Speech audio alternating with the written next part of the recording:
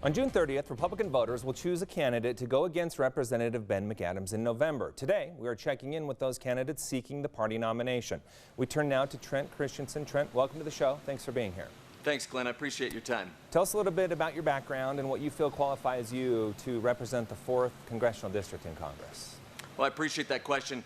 When I look at the Republican field, I see a lot of great conservatives, but what I haven't found yet is someone with my economic background, someone that's worked in the private sector, someone that's helped businesses start and grow, someone that's actually created jobs.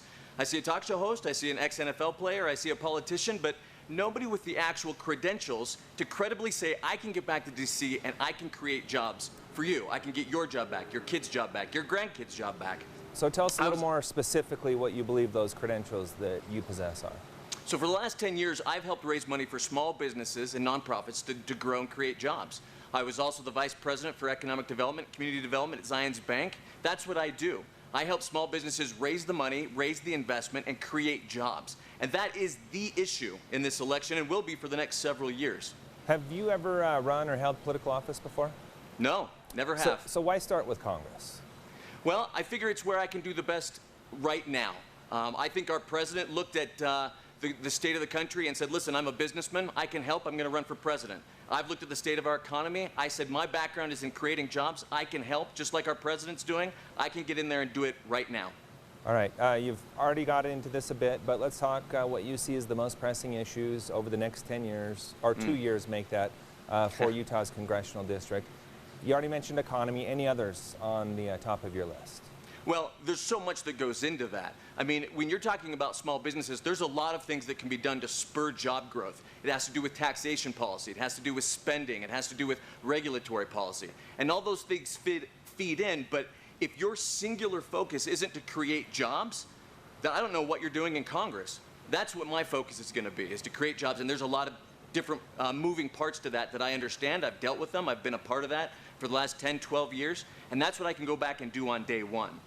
Since you have made the decision to run, we have seen an unprecedented event take place in our lives, and it has had a very big impact on the economy. Now that we've had time to kind of slow down a little, look at it and assess it, how do you view the way the nation handled the coronavirus pandemic? Well, I think President Trump did an excellent job. I think he surrounded himself with a team of experts. He listened to them. But what we're finding is they keep trying to move the goalposts. They keep trying to say, well, we can't, it has to be 2 weeks. Wait, we can't open yet. We need a vaccine. Wait, we can't open yet. The election hasn't happened. And I think President Trump is doing the right thing and saying, no, we need to open this economy. If the economy falters anymore, we're going to have more problems than a pandemic on our hand. And so the president's being smart, trying to get the economy open, but he needs help. And he needs help from a Republican Congress, not a Congress run by Nancy Pelosi, in which Ben McAdams does whatever she says. So he needs help, and I'm ready to go back there and plug in, get started on day one, because that's my experience. I know how to create jobs. We're approaching, or right at around 100,000 deaths here in the United States. There is a real health threat here. So how do you balance public health with economic health in moving forward in the way you talk about?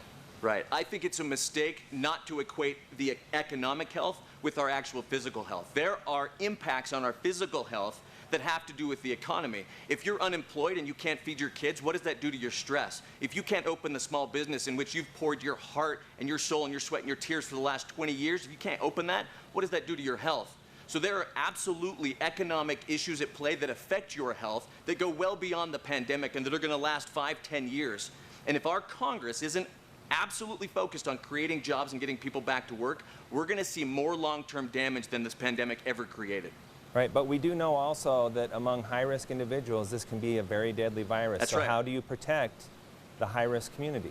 Well, that's the thing, is I don't think we're looking at the data correctly. 1.8% of the population is responsible or has accounted for 45% of the deaths. So why aren't we protecting that population and focusing in on them instead of limiting the economic rights and the constitutional rights of all of our citizens? We need to focus in, be surgical rather than dropping a nuclear bomb and say, let's make everybody quarantine. We need to protect those that need protecting. We need to get everybody else back to work. That's what people want. They want to get back to work. They want their jobs back. And I'm ready to do that. Okay, the primary is coming up next month, June 30th. What is your pitch to the Republican voters in Utah's 4th Congressional District as to why they should go for you instead of the other 3 candidates? Listen, if you want a good mechanic, you find someone with experience. You want a good plumber, you go find someone with experience. If you want someone to play in the NFL, you go find someone that played in the NFL. Or if you want a politician, go find one. But if you want someone who has spent their career creating jobs, who understands that world, who has given their entire professional career to it, then I ask for your vote. I can get your job back. I can help you restart your small business and help it thrive, help you create more jobs. I can get Utah's economy back on track, America's economy back on track. It's what I want to do, is fight for you and for your job. All right, Trent, we will follow this and see how it all plays out. We appreciate your time. Thanks for joining us. Appreciate you, Glenn. Thank you.